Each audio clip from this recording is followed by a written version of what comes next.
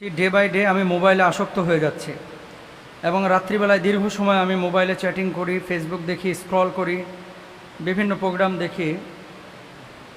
এতে করে আমি বুঝতে পারছি যে আমার ক্ষতি হচ্ছে। ফেরার উপায় কি? এক্ষেত্রে যদি কিছু নসিহত করতেন। রাত্রিকালীন সময়ে দীর্ঘ সময় ধরে মোবাইল ব্যবহার করা বা মোবাইল চালানো, এটা অনেক মানুষের কিন্তু একটা ব্যাধিতে পরিণত হয়েছে।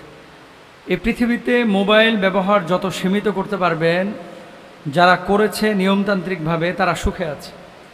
মোবাইলটা আসার পরে মানুষের মধ্যে বন্ডিং নষ্ট হয়েছে।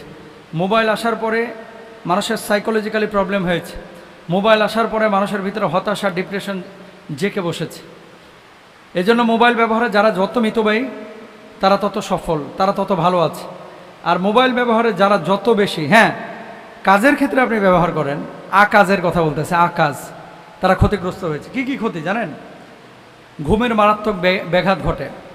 আমাদের যে ব্রেন সেলগুলো আছে, কোষগুলো আছে, যখন আপনি রাত্রে লাইট অফ করে মোবাইল দেখেন, মোবাইল দেখার পরে এই সেলগুলো জেগে ওঠে, আপনার ঘুমের যে তৃপ্তিটা, এটা নষ্ট করে ফেলে। 2 নম্বর হচ্ছে দীর্ঘমেয়াদী অনিদ্রা। রাত জেগে যদি দীর্ঘমেয়াদী আপনি মোবাইল দেখেন, ধরেন ঘুম আসছিল, আপনি ঢুলছিলেন, তন্দ্রালু ভাব ছিল আপনার, দীর্ঘ সময় মোবাইল দেখেন, দেখবেন ঘুমের ভাবটা কেটে যাচ্ছে, এরপর আর ঘুম ধরছে না। 2 নম্বর। 3 নম্বর, স্মৃতিশক্তি এবং মনোযোগ কমে যাওয়া। এই জন্য আপনারা কখনো অফিসিয়াল কোনো লোককে, যারা মোবাইলে আসক্ত, এদেরকে নিয়োগ দিবেন না। আমি আবারও বলি আপনাদেরকে, আপনি যদি কোম্পানির মালিক হন, আপনি যদি জ্ঞানীগুণী মানুষ হন, যে আপনার এমপ্লয় প্রয়োজন, কর্মী প্রয়োজন, যারা অতিরিক্ত মোবাইলে আসক্ত, এদেরকে নিয়েন না। কারণ এরা কথা মনে রাখতে পারে না, এদের ভিতরে রেসপন্সিবিলিটি, দায়িত্ববোধ থাকে না।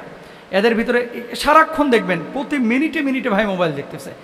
এটা মূলত সে সাইকো হয়ে গেছে, সাইকোলজিক্যালি সে সিক হয়ে গেছে, নিজেও জানে না কিন্তু। এবং এ দিয়ে কোম্পানি চলবে না, প্রতিষ্ঠান চলবে না। তো মনোযোগ কমে যায়, স্মৃতিশক্তি লোপ পায়, বিষণ্ণতা এবং উদ্বেগের ঝুঁকি বৃদ্ধি পায়, চোখের সমস্যা হয়, চোখ জ্বালাপোড়া করে, ঝাপসা দেখে, চোখ শুকিয়ে যায়, মাথা ব্যথা করে। এবং ছোট ছোট বাচ্চারা দেখবেন এখন, এই যে মোবাইল বাপ মা তো দিয়ে ভাত খাওয়ায়, বাপ মা মোবাইল হাতে দিয়ে বাপ মার কাজ করতেছে, এরপরে ছেলেগুলো আপনার অটিস্টিক হয়ে যাচ্ছে। অটিজম যে রোগটা রয়েছে, এটার মতো হয়ে যাচ্ছে, অ্যাবনর্মাল হয়ে যাচ্ছে। দেখবেন যে হাতে মোবাইল নেয়, তারপরে ইউনিয়ন করতেছে, তার আগে কথা বলতে এখন কথা বলে না, ঢ্যাপ ঢ্যাপ করে তাকিয়ে আছে। গেমে এমন আসক্ত হয়ে গেছে, পাবজি খেলে আপনার পুরো লাইফ শেষ। মদ যেরকম নেশা, এটাও কিন্তু এরকম নেশা। এই জন্য এটা নিয়ন্ত্রণ করতে হবে। মাথা ব্যথা বৃদ্ধি পায়, ঘাড় এবং মেরুদণ্ড, এই যে সারাক্ষণ এভাবে তাকিয়ে আছেন, এটা কিন্তু ক্ষয় হয়, এটা ব্যথা করে।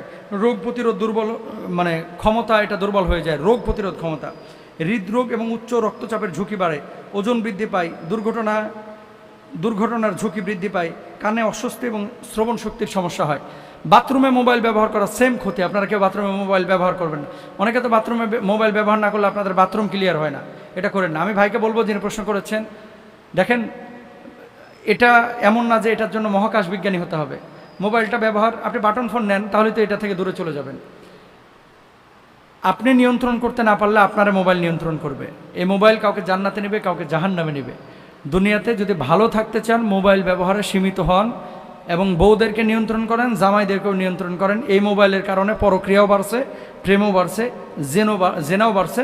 আবার মাশাআল্লাহ, যারা ভালো কাজে ব্যবহার করে, ওয়াজ, নসিহত, দিন, এগুলোও কিন্তু মোবাইলের কারণে হচ্ছে। সুতরাং আসুন ভালো কাজে ব্যবহার করি, সীমিত। আল্লাহ তৌফিক দান করুন।